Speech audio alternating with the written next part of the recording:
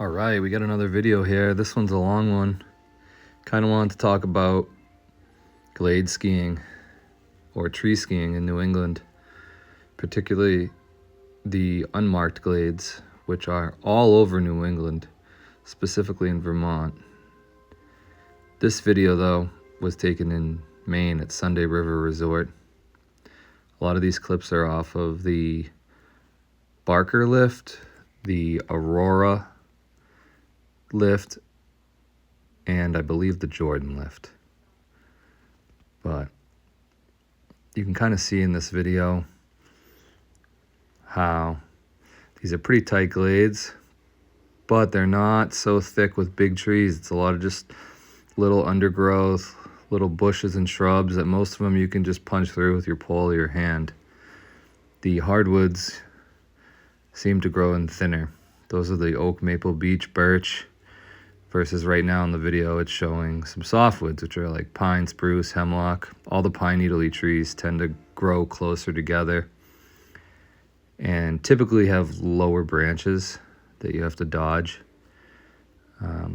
As you can see it throughout the video, like everything that's a pine needle-y tree is shorter and denser. And right now we're in a hardwood forest where it's basically wide open other than the new growth. Like, this is perfect New England glade skiing. It's basically what it's all about. It's how we get our powder. If you know where to go, you can get this 2 days after a storm. But it takes some exploring. Sometimes you get stuck out there and it gets flat and you have to kind of mush along through the deep snow. If you get lucky, you stumble upon one of these. This one was probably trimmed by people, but it's called Pinball Alley. It's off of Barker. If you take a right off the top of the chairlift, it's on the right-hand side, like right at the top. It's a cool little chute, especially for kids. It kind of you just pinball left and right the whole way down. It's only about 8 feet wide. It's actually kind of hard to turn sideways to stop if it's icy, but on anywhere from 1 inch to 8 inches of snow, it's a blast.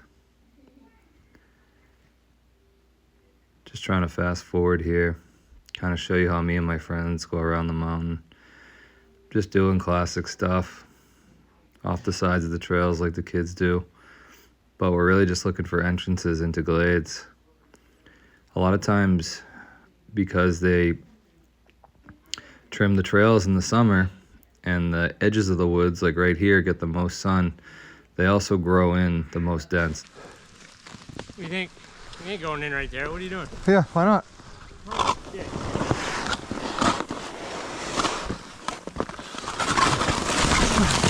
Wow!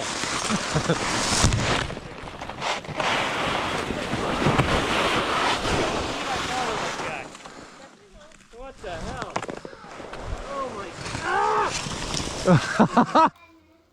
So a lot of times when the entrance to a glade looks like that, which I just showed you guys, people will not tend to go in there. 90% of people aren't going to just say, oh, let's go explore down in there. You still blinking? They're just going to see that kind of wall of branches and trees and new growth growing up on the side of the trail. And that's enough of a deterrent for them not to want to dive in and explore. But as you can see, there is so much good powder terrain in here. Some of the best glades are just when locals and diehards like myself get in there and maybe trim a tree or two. And when I say tree, I just mean these little sticks that are as big as your thumb. No one's going in there with chainsaws without any resort's permission, but like this one looks like people got to it. It's pretty wide open. This is unmarked, easy skiing, but then it'll end eventually. Like, these is people just doing this in their free time because they love tree skiing. But it doesn't really take much work. Like, basically everything you see in here, if it could just be trimmed,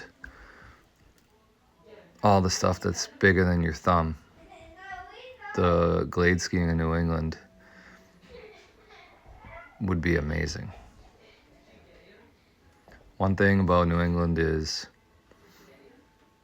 throughout the late 80s, 90s, early 2000s, the big push was terrain expansion, skiable acreage.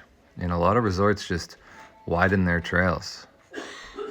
And then all of a sudden in subsequent years, because the trails are so wide, 50, 100, 150, 200 feet wide, like look how wide this is. Guess what happens when the wind comes through? If it blows for 36 hours straight, all the wind blows right out of the trails. And guess where it all goes? Right into those trees. If resorts could do a better job at cultivating the forests to almost catch the snow and be skiable terrain, they wouldn't really have to widen their trails so much. They should just make these areas accessible. Like every little kid, once they can learn how to turn, this is all they do. They go on those little side chutes off the edge of the trail. And they love to go to the beginner glade areas where the trees are super wide, widely spaced. I think this glade right here kind of dumps you out at the bottom of Jordan. We're somewhere on that side of the resort. A lot of times you can find little snowmobile cut-throughs. A lot of times those are also roped off, like don't go down this little trail, but those are easy ways to like cut through a section of woods and take a peek down. And because they're so narrow and get less sunlight, even though it's a cut and maintained trail, the edge of that cut and maintained trail like this doesn't grow in so thick. As you can see on the side of the trail, much thicker because there's way more sunlight. And then once you break through that first 3, 4, 5 feet from the edge of the trail, all of a sudden it opens up to that wide open glade again because there gets less sunlight deeper in the woods.